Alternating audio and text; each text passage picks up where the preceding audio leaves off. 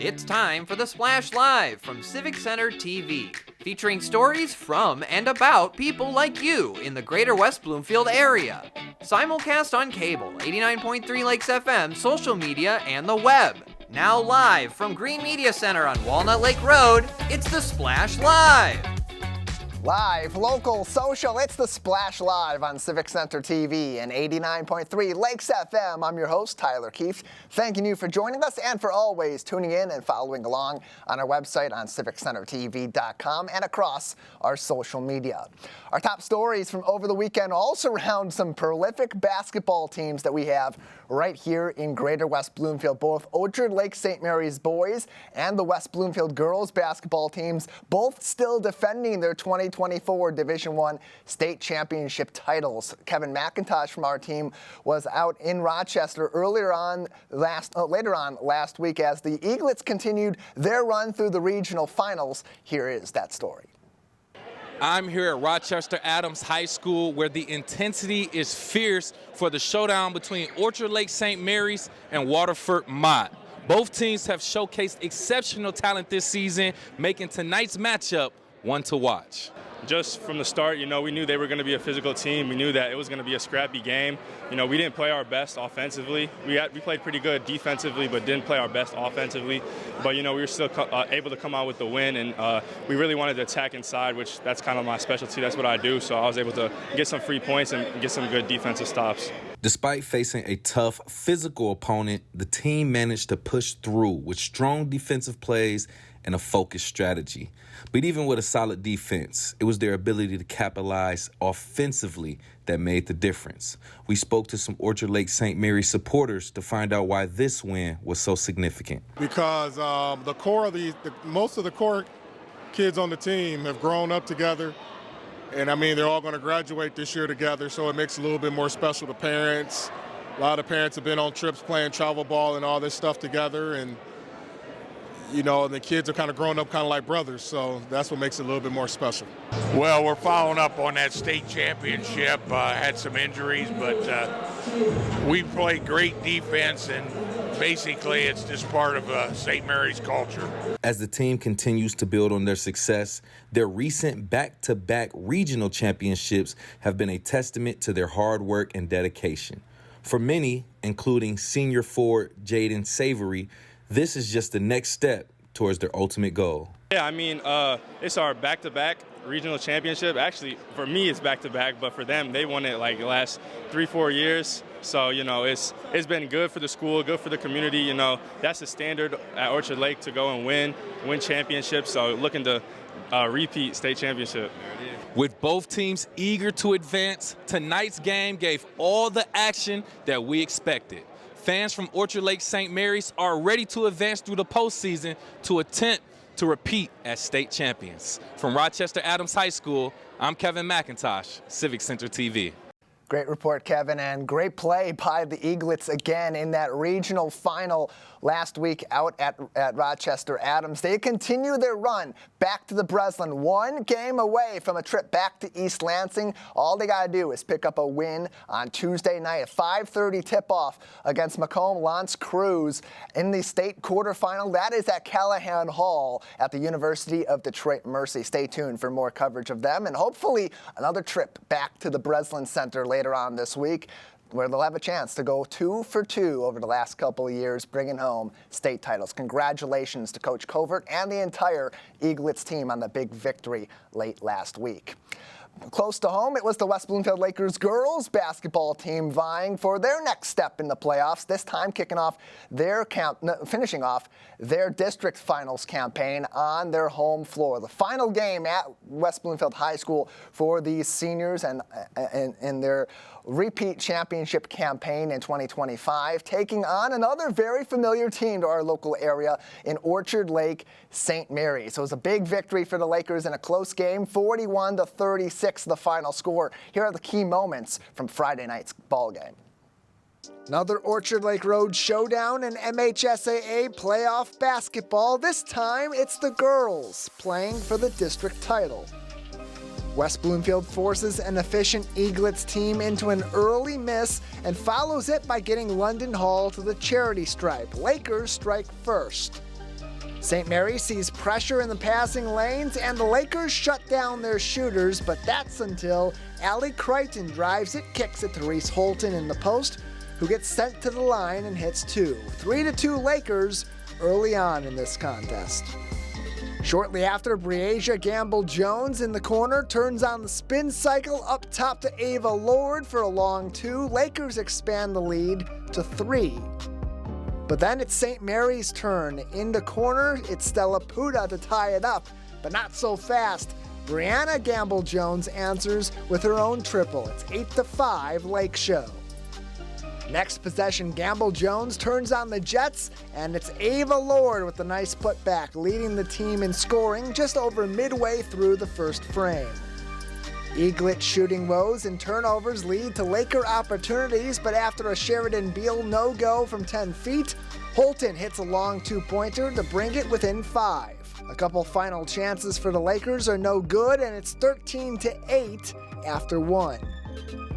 On to the second quarter, the Eaglets can't find a shot under the Laker pressure.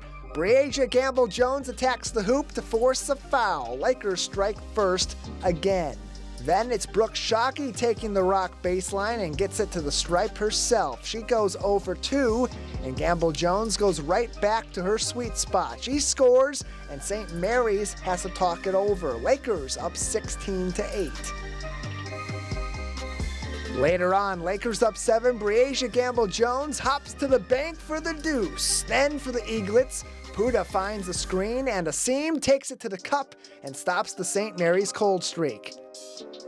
But Ava Lord won't be denied, lays it out to get back to the line and maintain the 7-point lead. Lakers leading 24-17, and they'll take that to the half. 16 minutes of hoops to go, both teams struggling with ball handling, but not with hustle. Shockey grabs the board, kicks it down to Holton. Eaglets end the drought and strike first in the third period. A minute later, London Hall puts it on the floor, the backboard, and through the net for the Lakers' first points of the half. It's 26-19. India and Summer Davis liking what they see from their alma mater, probably even more when Ava Lord, the senior, beast mode, and 1. Next Laker possession, she's right back at it. Another drive and lay-in for number 4. Lakers finished the third up 14, but the tide was about to turn in Orchard Lake's favor.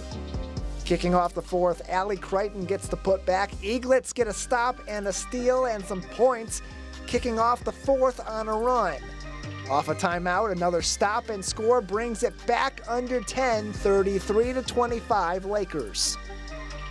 Orchard Lake would keep chipping away. Allie Crichton from the corner drills it, and all of a sudden they go from down 14 to just down 5 with under 5 minutes to play.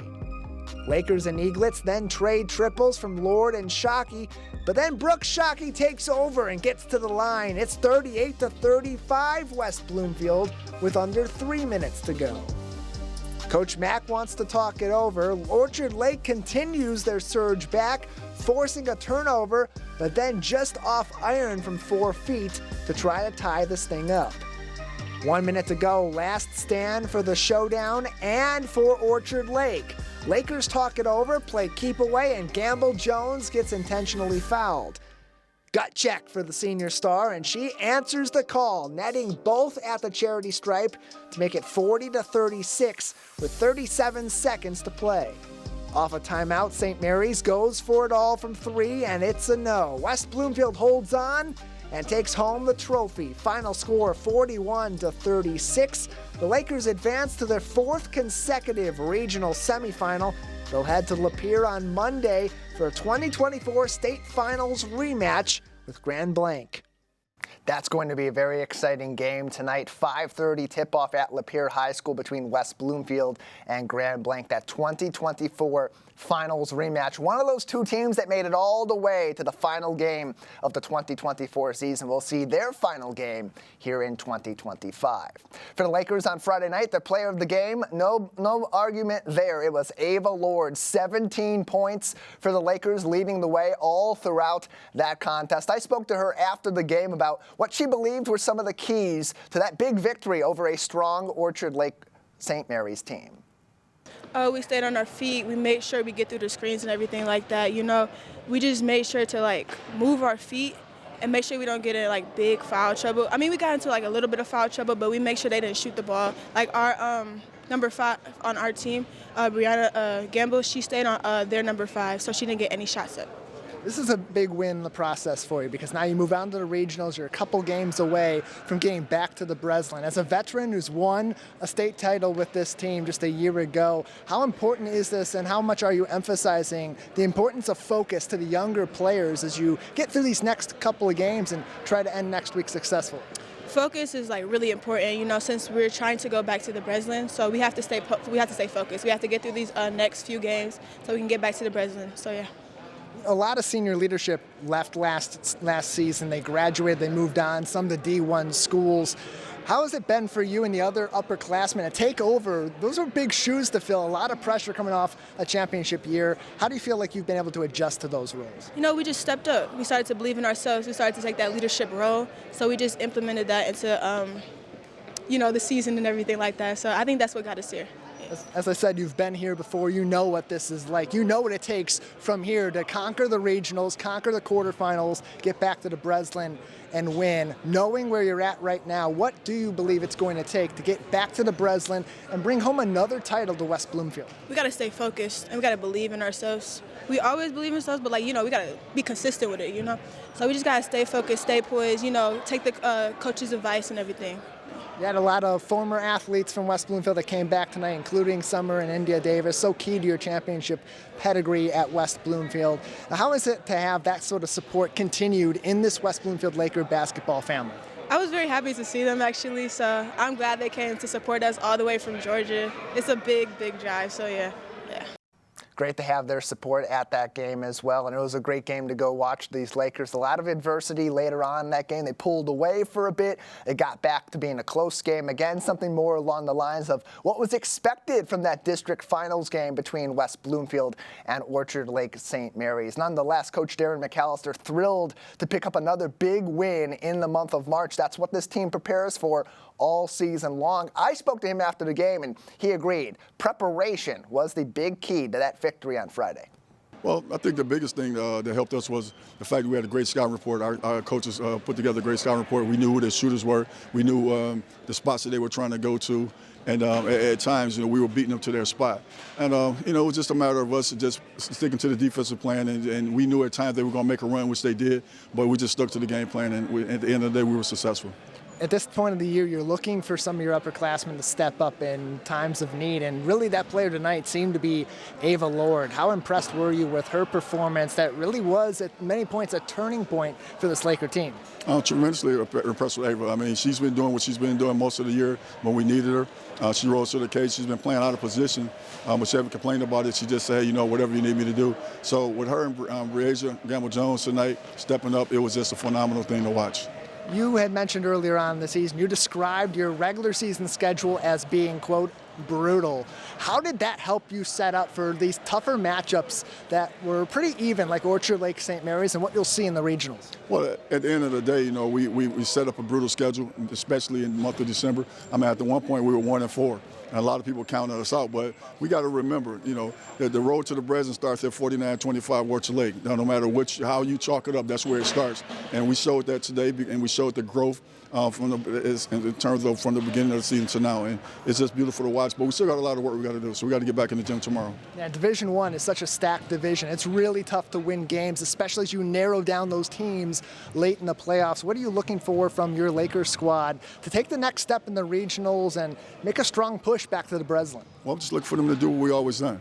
Stick to the game plan, continue to work, trust each other, trust the coaches, and it'll all work out. That game tonight against Grand Blanc, their regional semifinal, 5:30 tip-off. If they win that game, they'll play again Wednesday night right back at Lapeer High School for a chance to go to the quarterfinals. That will be next week, followed by, if all goes well, another trip to the Breslin on Friday and Saturday of next week for the West Bloomfield Lakers girls varsity basketball team. Looking to bring home another state championship after an exceptional year in 2024, led, of course, by Summer and India Davis, two of the all-time great West Bloomfield Lakers basketball players. both boys and girls collectively to ever come through those programs. They were at the game on Friday night cheering on this 2025 squad. I had a chance to talk to them a little bit about this year's team as well as their first season in the SEC playing at the University of Georgia. Yeah, I was definitely impressed. I was so proud of them for the way they fought and came back, never gave up. So I'm really proud of that. Just hope they carry that on. I'm proud of them too. They fought back, and it was good to see them win and come out with a win for the district championship. Especially after losing so much senior leadership last season, both of you, Destiny, so many others, Kendall. These leaders on the team like Ava have stepped up. London has stepped up and really played a big role for this team. How important is their leadership going to be with this younger roster going forward? It's going to be very important. You know, you need to have your leaders instead. And when they have it throughout this whole tournament, they should be good. These next steps tend to be the hardest for the team. Once you start to narrow down to the regionals, the quarters, you get onto the Breslin, you see the best of the best in the state. What does this team, in your opinion, have to do to take that next step and possibly repeat as champs? Definitely staying poised and still having that grit on this team and staying tough, not letting anybody rattle you. First season's out of the books at the University of Georgia. How was the adjustment for both? I'll start with you, Summer. It's a weird adjustment. We've learned different things on and off the court, but I think we adjusted well right now from now.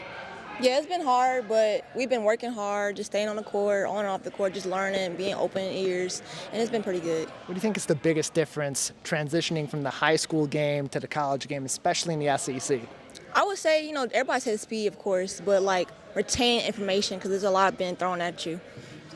I think just knowing the reality of everybody being good and how hard you have to work extra to be just as good or even better. Great to catch up with Summer and India Davis after their prolific high school career here in West Bloomfield, off to a successful start in Georgia at the University of Georgia. Back home for a little bit to enjoy some West Bloomfield Lakers basketball. Of course, the Lakers continue their playoff campaign tonight, 5:30 p.m. Ball game at Lapeer High School, a finals rematch versus Grand Blanc. Close to home, from the basketball court to the soccer field. Great accomplishments for one of our young students here in the greater West Bloomfield area. Not only a prolific soccer star locally, but statewide and maybe perhaps across the world coming up very soon. Harper Rose Kirkwood was named one of the select few to join the Michigan Olympic Development Team, a select group of girls who are in the training program that maybe someday represent the U.S. of A on the national and international level in competition. She joins us now on the program to talk more about this. Harper Rose, congratulations, and just tell us a little bit about your feelings toward this big accomplishment of yours, making it to this development team. This feels really good. I'm so thankful that I have so much family and friends to help me through this, and I feel really good that I made the team. And so when did your love of soccer begin, and what drew you to the sport? So when I was really young, like 3 years old, I was just kicking the ball, and then my uncle was like, oh, wow, she's really good.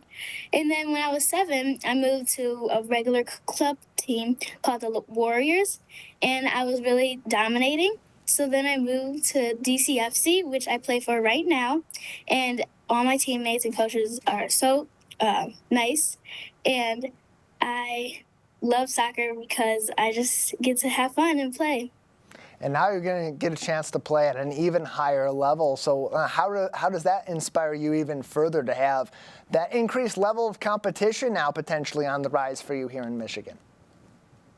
So for ODP, I feel really good that I made the team, and it's really big because we get to travel to a lot of places like Germany and Spain maybe, and I have a lot of tournaments coming up. And I think I'm just going to play really good and try my hardest. And so how does that experience now, as you said, the potential for travel to all these different places, you're going to get to see a little bit of the world well beyond our state of Michigan as part of this team. How does that excite you? I'm very excited because I always wanted to travel to Germany and London. So I'm really thankful that I get to travel overseas. And we are also going to, I think it's Illinois in June and July over the summer. And we're going to Arizona, Phoenix in January. All great places where they love their soccer, and we're going to get to see some of our athletes being represented from Greater West Bloomfield all throughout the Greater Midwest, the Greater United States, and around the world as well, all by Harper Rose Kirkwood from right here in West Bloomfield, who joins us on the Splash Live. Harper Rose, now you get to be on this team. You get to travel to some different places. What's the experience been like for you as you're practicing, as you're working with new teammates on the development program team versus your club team or others that you've been on as you've grown in this game? So for my club team, I'm very close to all my teammates and coaches. But for ODP, there was a lot of new people that I didn't know. And over time, because we started in July till late February, I made a lot of new friends, and it's been different from my club team, but I just kind of grew on them, and now I'm like feeling comfortable now. So you're on the Olympic development team for the state of Michigan. It's one step closer to being on the age range specific teams for the national soccer team, and one step closer beyond that to potentially playing in some of the future Olympic Games. Having seen some Olympic soccer in 2024 from across the globe, now how does that help you to continue to be motivated to improve as a soccer player and maybe be able to play amongst some of the best in the world in the years to come? So some of my favorite players, soccer players, are like Trinity Rodman and Sophia Smith. I was very inspired by Trinity Rodman because I think she plays like me and I play like her. And she really inspired me to like show my all for this ODP team because she actually went through the steps that I'm taking right now to become an Olympic star. So I'm hoping to follow her in her footsteps. And a lot of these players that play at the Olympic level, like Sophie Smith, like Trinity Rodman, your favorites, as you mentioned, that are on the national team as we speak. They medaled at the 2024 Olympics as well. What else maybe are you looking forward to with the potential in your soccer career being maybe the national team, or maybe even potentially, are you looking to go pro someday? So when I get older, I want to become a famous soccer player, play in the Olympics, and win some national championships, because soccer makes me feel, I just love it, and it makes me feel like in place. So I'm really excited because I think I'm going to go to the Olympics. And we know that athletes that make it to that high level, they work really hard. They love what they do, and so they put their passion into developing themselves outside of the game as well. So beyond soccer, what are some of your interests, and maybe how do they help you become a better soccer player too? So I love swimming, and I feel like that makes up my endurance better. I play the violin at my school, Detroit Country Day. And I also hang out with my friends a lot, and I feel like practicing with my soccer friends makes me a better player. Swimming helps my endurance and not being so tired all the time. And I feel like just like playing around with my brother too. And I'm sure your family, I know your family is very proud of you for this huge accomplishment, being one of the few that's selected to the Michigan Olympic development team in 2025 for your age group. But what have your friends' reactions been from those that are friends with you in the game of soccer and outside? So my soccer friends, the day that I was I was going to figure out if I made the team or not, my friends are just like, you got this, you're going to do great. And they were all so supportive of me.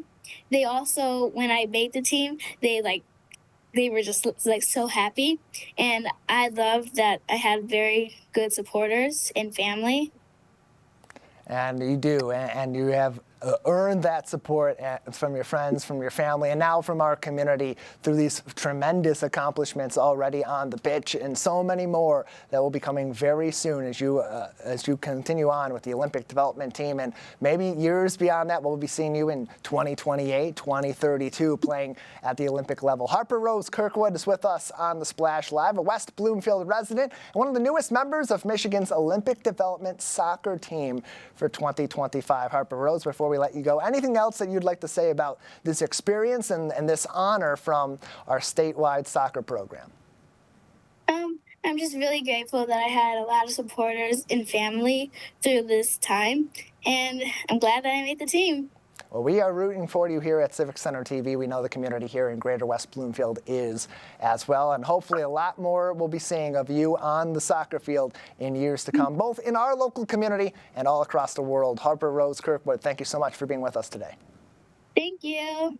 Glad to have you on, and you know what? I'm seeing in 2032 some watch parties across Greater West Bloomfield for the 2032 Olympic women's soccer team. Harper Rose probably going to be on that team, looking good so far for her in the future. She's one of the only select few from the state of Michigan to make it to their Olympic development team here in 2025. We'll be following along. We'll be rooting along for you, Harper Rose, as you continue your prolific soccer career from right here close to home. We'll take a break on the Splash Live. On the other side, from soccer to television to reading, we'll be emphasizing March is Reading Month with a couple of prolific authors themselves. Coming up next on the Splash Live, local, social, it's the Splash Live on Civic Center TV and 89.3 Lakes FM. We'll be right back with the Splash Live. Want to enjoy Civic Center TV on your social media? Find us on Instagram at Civic Center TV. Get notified when we upload one of our interviews, full episodes, and more. Thank you for watching and listening to Civic Center TV and 89.3 Lakes FM.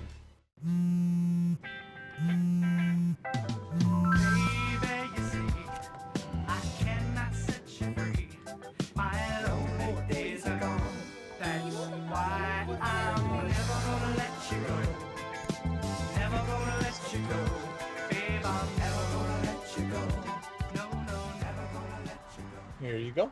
Thank you. Thank you.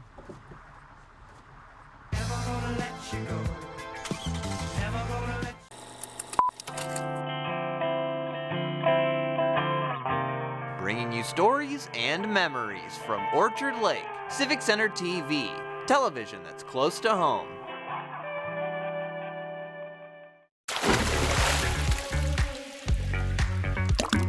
And now, back to the Splash, live.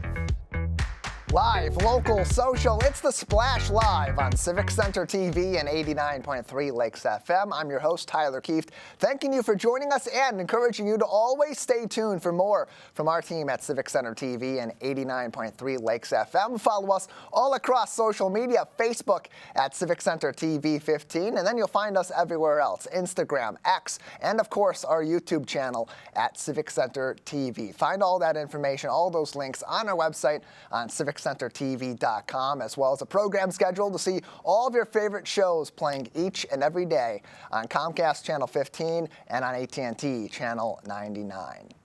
Close to home, a big debate of late across the Great Lakes state has been the role of cell phones in our classrooms. But right here in West Bloomfield Township, one of our local teachers already has a pretty stringent policy in place limiting or eliminating cell phone usage in many of his band classes. That is West Bloomfield High School Director of Bands, Jesse Sachs. I had a chance to speak to him about these policies he's enacted in his classrooms, how they're working out so far, and what role he sees cell phones playing in the present and future of education. For more insight is someone who's already got a policy in place in his classroom, West Bloomfield High School, Director of Bands, Jesse Sachs. Mr. Sachs, thank you so much for joining us. Thank you for having me. I'm happy to be here. Yeah, glad to talk to you about this because you're seeing the impact of cell phones and of social media on our classrooms each and every day on the front lines. You do have a policy in place in your classroom for your band students at this time. What is that policy? Right. So one of our classes has been putting their cell phones up in pouches in the front of the room. Each student's assigned to a number, and they place their cell phone up in the pouch. I think that's been a really beneficial policy, partly because band, or rather all fine arts, are so much of a team environment whereby each student's participation directly affects the success of the rest of the class. So if we're working on something and For an example, the clarinets are on their cell phones, looking at Snapchat or any other social media platform, and I'm working with another section, then the clarinets don't hear what's going on with the other section, and they, and their lack of knowledge or lack of understanding of the trombone part, for an example, is going to affect them. So the cell phone policy of keeping it up in the front of the room seems to work well. It definitely improves the student engagement, and it also sets a better precedence for students to be fully engaged and focused. In our upper level wind ensemble, students have been using their cell phones strictly as tuners.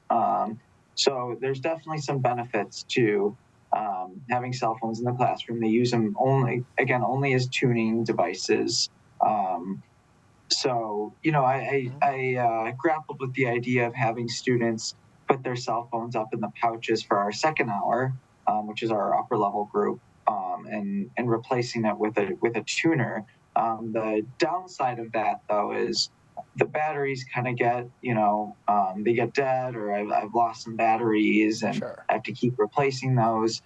So at that point, once they're in the wind ensemble, they're mostly juniors and seniors, and they're mature enough at that point to know. Oh, whoops, my light went off. That's okay. It all happens. They're mature enough to know that, okay, our phone is exclusively used for tuning, and at that point, I really haven't had any issues. So it's a little bit different based on the class and based on their experience and knowledge of rehearsal etiquette. But all in all, I really do think the cell phone policy of not using them in class is beneficial. When I was in high school, even about 10, 12 years ago, we had that policy. Of course. And I think with the rise in social media and cyberbullying and so many different apps, I think it's definitely a more valuable educational experience for the students to refrain from their cell phones and have that separation between their social media outlet as well as their educational outlet. So definitely a proponent of it.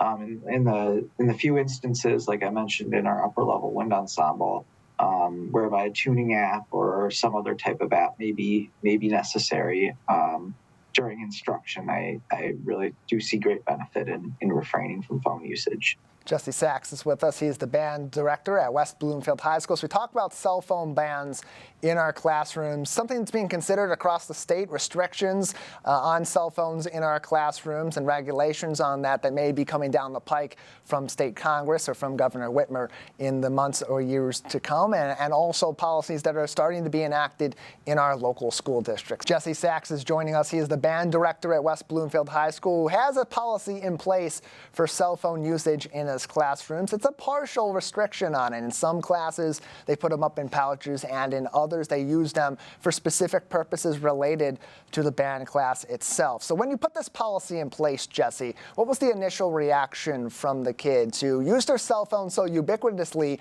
throughout their day, both in and outside of classrooms? So I actually instilled the policy of putting their phones up in the pouches at the beginning of class after many other teachers. So I think I received much less pushback than had I done it prior to the students being accustomed to this policy. I think they were a little bit surprised at first, but I kind of approached it with the understanding that it was in their best interest, in the class's best interest to get the optimal success. So I think for the most part, they've been very receptive. I allow them, when we take a 5-minute break, as our classes are quite long due to block scheduling, I do let them use their phone just during that break, and then they put them back in the pouches when we resume instruction. So again, yeah, it's worked well. And then in our wind ensemble, where the students use them for tuning purposes, I really haven't had any issues with students neglecting that policy. And at that point, they have a solid understanding of rehearsal etiquette. They've been in the program for a couple of years, so they're all more on board.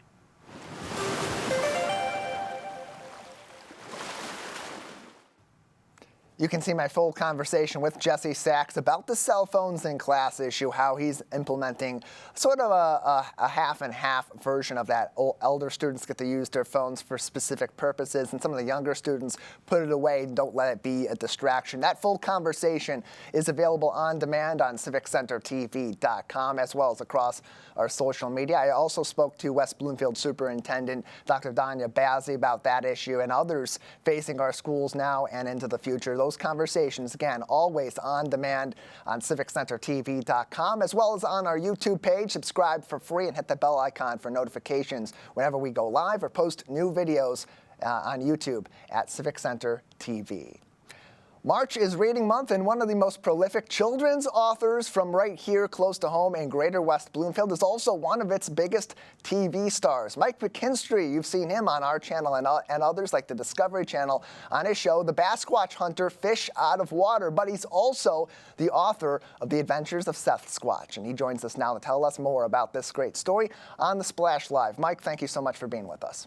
Hey, thank you for having me again. I love coming on here. Yeah, happy to have you on to talk about this. We're in the month of March. March is Reading Month. We're hoping to get more kids to build a love of reading, something we know is really critical to them building their education and becoming well-rounded young adults later on as they go through their childhood. But from your point of view, you're a fisherman, you're a TV host and producer. You started a TV show to go through other people's professional lives and bring them into your love of fishing. But when did that transition to, I want to help the kids learn to love fishing and the outdoors and turn that into a book?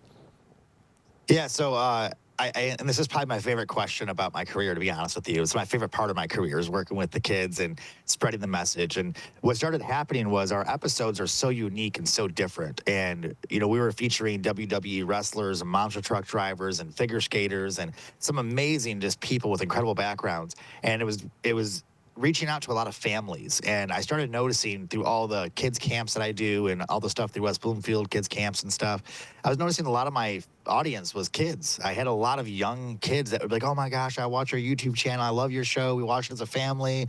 And they started recognizing like a lot of the parts of my show. And I had this, light bulb moment where I was like, well, how can I do something that's specifically for the kids? I want them to get the messages of the show, even if they're not watching the show, or a secondary, message from the show. And that's where the book came from, is the books are all based off individual episodes of the show. So each book follows along our character, Seth Squatch, and he meets new people and tries new things, and they're all based off real characters of the real episodes of the show. And so how do you tailor that to kids in this sense? Because you got to keep their attention, you want to build their interest, and it's a lot different to tell those stories than adults who see these things that you do on your TV show and think, this is cool because I've never explored that sort of career path. How do you tailor it to children? So the biggest way that I adjusted for the children's books was, so the TV show is visual. You can see it. So the children's books not being visual, it's a story. I wanted to make sure I did the best I could with the illustrations. And one of my really good friends and, former resident of the area here too, he's an incredible artist, Mr. Josh Ball. And when we first started talking about the books, I told him, I was like, these illustrations are so important because even if you can't read, I want you to see the story. You know what I mean? Like, this is a visual representation of the story. So part of it was the illustrations. It's a huge part of it. So, I have our first book right here, too. So as you can see, the illustrations, let's turn to a random page here.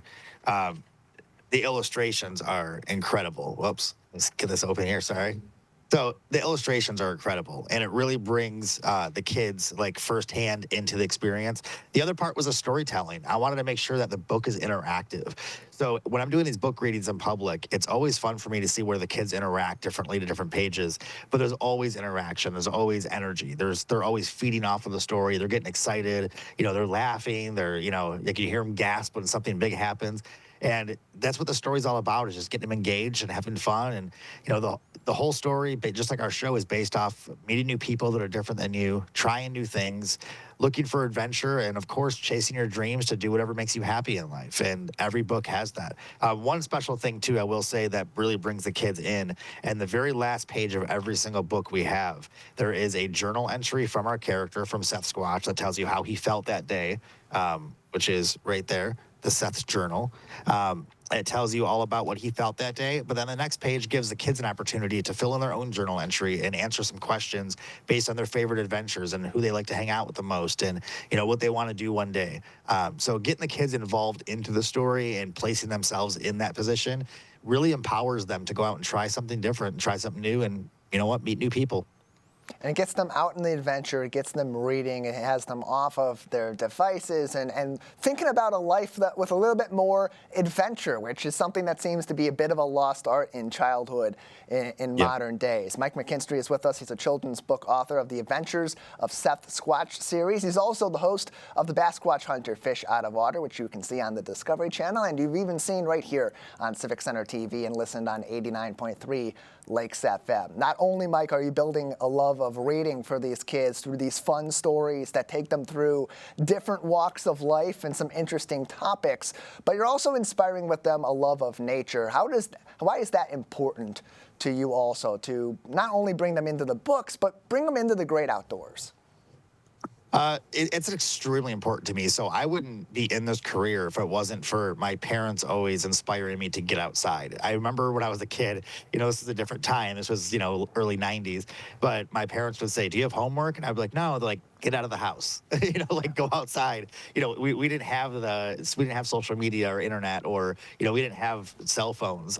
There wasn't a culture of electronics back then. It was adventure. It was get outside and build a fort and go ride a bike. And, and that's what got me into this career in the first place. Is fishing was always my escape when I was a kid. It was something I could do by myself or with friends, and it really didn't matter. It was just always a different experience. There's a really cool thing I say a lot in my speeches where you could go to the same lake 10 days in a row and have 10 different experiences. And I feel the same way about the outdoors in general. You could go on a walking path or go, on an adventure for the same place 10 days in a row and have 10 completely unique experiences. And you never know what could happen out of them. So getting kids outside is extremely important because outside is the wondrous unknown. You never know what you're going to find or what you're going to get inspired to do. And, it gives you time to think, gives you time to, process things that you might be going through, but also gives you time to experience the beauty we have all around us. And it's so important to me. Conservation is a big part of what I do as well. And making sure our parks, live on and making sure our waterways stay clean and live on. And if we don't teach our kids to do that from the start, then we won't have that in the future. So it's extremely important. On that note, too, I also have our new coloring book that just came out. The last page of our coloring book is actually a scavenger hunt right here. I know it's a little blurry on the camera, but it's a scavenger hunt where it gets kids to go outside and try to find items in the outdoors to check off the list. So when you're done doing the adventure coloring book, then you can get out and go find your own adventure while you're looking for stuff in the book too. So that it is a huge mission of ours to, not just entertain people with our show or inspire them to go do new things, but also get outside and make your own adventures too. And, hang out with your best friend or your family member or your dog or whatever you want and just get outdoors. He is the host and the producer of the Bass Squatch Hunter Fish Out of Water on Discovery Channel and YouTube and the Pursuit Channel, as well as here on Civic Center TV and 89.3 Lakes FM. He's also the author of the series The Adventures of Seth Squatch. Mike McKinstry is with us on the Splash Live. And as you're writing this children's book, it's I'd imagine difficult as an adult to imagine your childhood, try to filter these stories into the gaze of a child to get them interested in the stories you're telling. But you have the benefit of doing a lot of work out in the community, especially over the summers with West Bloomfield Parks and other organizations where you are interfacing with hundreds of kids. So how did those experiences help you mold these stories to be even more of something that captures the attention and ultimately brings those lessons close to home to these children?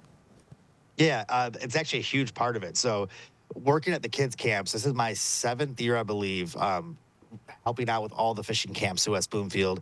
And, we get to work with thousands of kids and talking to them about fishing and seeing them light up with their first fish. A lot of these elements are in our stories. They're actually in the episodes too. And some of them are natural because they just happen. And some are, I collect from stories that I hear and see how kids react to stories. And, watching a kid catch their first fish and how exciting it is, we definitely, translated that into the book where our character Seth Squatch teaches new people how to catch fish and their excitement, the way they light up, and their reactions are very similar to a lot of the reactions of the kids that I see catch a first fish. It's also important because I read these books at those events too. So when I hear feedback and what people liked about the books, and I always do like a fun Q&A at the end and ask people what they learned and what they took away from the books, and that helps me mold the next story for the next book, and so on and so forth. So I feel like our books get better as they go because of the feedback from the kids. But the experiences with them every year always, kind of molds what we do with the show in general. But, my target audience is families in general for everything I do. The show, the books, or the products, anything we have with our brand, it's always family oriented and family based because I don't want kids to be inspired or adults to be inspired individually. I want the collective whole to be inspired. And, I started this career in my 30s, and, I got inspired in my 30s to quit my job and just do this for a living. And I want to inspire people in their 30s, 40s, 50s, or, teenagers or, as any age group. I want them to go out and go, you know what, I can do that too. If this fisherman can learn how to drive a monster truck and the monster truck driver can learn how to fish, I can do both of those too. And then when they read the books, if Seth Squatch learns to not be afraid of humans and meet people different than him, maybe I can do that too. And that's kind of the overall mission that we get from all the kids' camps and everything we do together. It all goes back to one of the great elements of life, adventure. And Seth Squatch has been on so many of those adventures over the years, Mike, and now he's going on even more. What's next for Seth Squatch? So like I said, we just released the coloring book and activity book that came out a few weeks ago. That's something I was extremely excited about because it covers all ages. It spreads through everything. The adults, I've gotten feedback from adults that color it.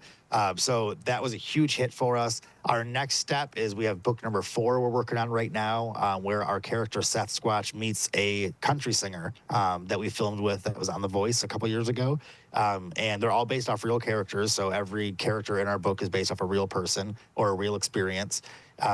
So the next book we're working on comes out sometime this year. It takes about 4 or 5 months to do these books. They're very detailed, and my artist is so incredible, and it just takes them quite a while to draw these by hand. So the next book is coming out this year, and then we have some surprises coming out later in the year as well that we're working on, and hopefully, knock on something, hopefully we can get them out by the end of the year. Knocking on the desk. It is made of wood, yep. So that does help in this scenario. Mike McKinstry with us, the Bass Squatch Hunter. You can find more information about the TV show and the adventures of Seth Squatch on BassSquatchHunter.com. Mike, before we let you go, I asked you about where Seth Squatch is going next. We see the pictures on Instagram at the Bass Squatch Hunter of your adventures getting ready for your new season coming up. Give us a little bit of a tease. Where are some of the places you're going in this upcoming season? Oh, wow. So this season is absolutely amazing. I can't help but smile when I bring it up even because I can't believe what we're airing this year. So starting in July of this year, and these episodes will air all the way till next July. We have 12 months of airtime now. We have adventures that take us to the Atlanta Braves Major League Baseball team. I got to be a pitcher for a day and hit some pretty amazing fastballs into the outfield. We got to work with the top NHL player in the NHL right now, do a great hockey episode with some Detroit Red Wings and some other players involved. We got to do a LPGA golfer, this legend. She's incredible. We got to do some incredible stuff this year. We have our own Oakland County executive was a guest on the show. We got to show off some great things here in Oakland County. This episode or this season is just absolutely incredible. We have farming technology. There's just such a vast array of incredible adventures this year. It's our biggest season yet, our biggest guests yet, some of our most amazing adventures, and I can't wait to see where we go from here, but you do not want to miss this season. Every episode has something incredibly unique to offer. It'll be a lot of fun. I can't wait. We'll start putting out trailers and teasers and bloopers in about a month. We'll be looking out for those. We'll be excited for your new season coming up. The biggest season yet of the Bass Squatch Hunter. You can follow along on their Instagram page at the Bass Squatch Hunter or find them on BassSquatchHunter.com. Mike, thank you so much for your time today. Absolutely. Thank you so much for having me. Glad to have you on. Mike McKinstry, not only a TV star, but also a children's author. The Adventures of Seth Squatch are also available on BassSquatchHunter.com as we celebrate this being March, which, of course, is Reading Month. Keeping March's Reading Month close to home in Greater West Bloomfield, from adventures on the water to all across nature, learning ways that you can conserve our beautiful natural life here in Greater West Bloomfield and beyond. One of our local experts has written a couple of books herself on those topics. It's Sally Wenzel, who joins us now on the Splash Live. Sally, thank you so much for your time today. Good morning. Thank you, Tyler. Nice to be here. Yeah, nice to have you on. We've talked to you previously about your book, Let's Build a Rain Garden. Now you got a new one coming out, Dr. Buttonbush and Friends. Tell us about that story and what sort of nature lessons you'll be teaching in this new book of yours. Sure. Well, I'm hoping this is finally the year to publish this book. It's been, how do I describe it? It's been in the stew pot for several years, and I just keep adding things and editing and revising.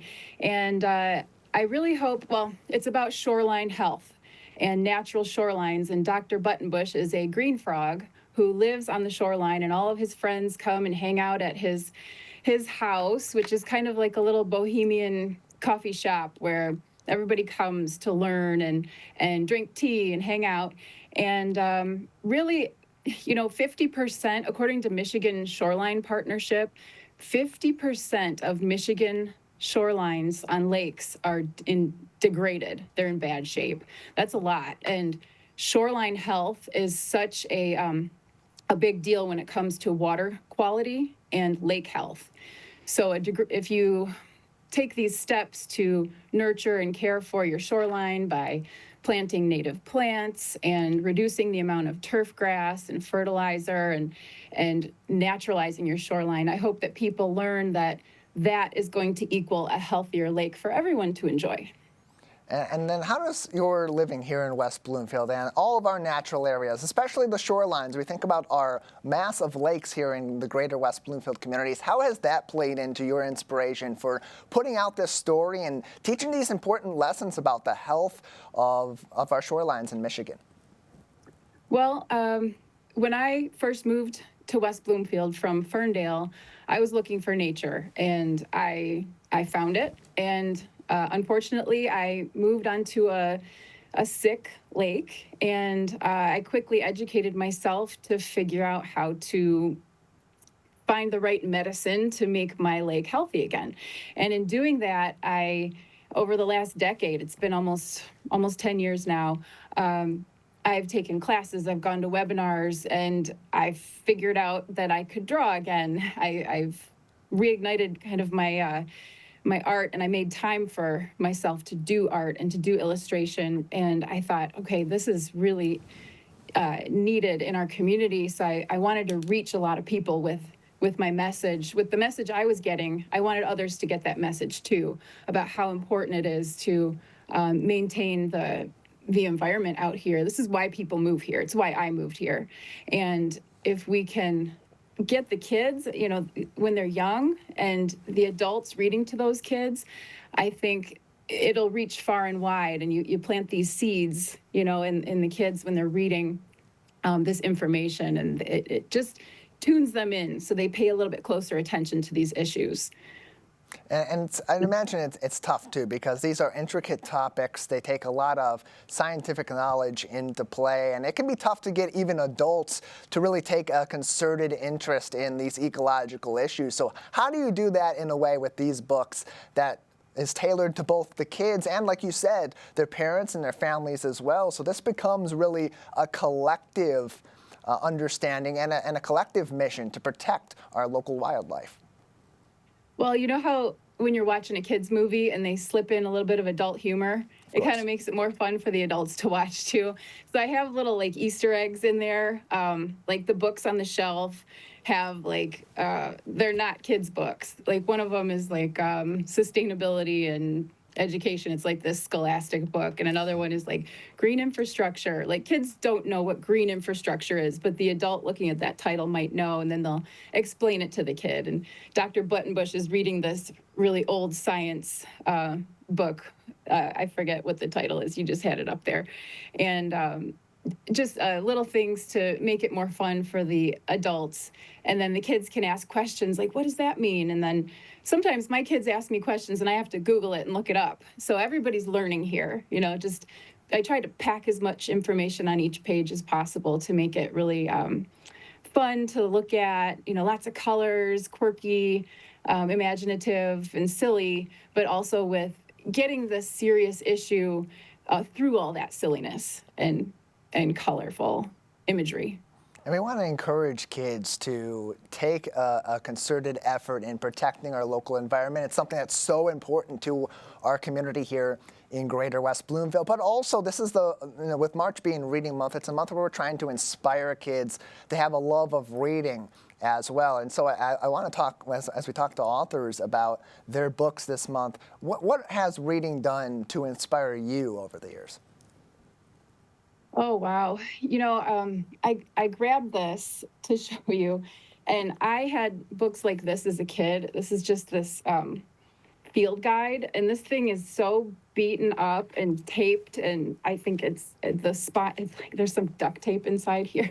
This thing is falling apart.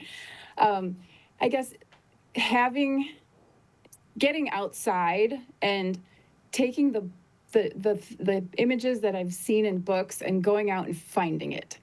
My parents always encouraged me to get outside, and my mom especially, to close your eyes and listen.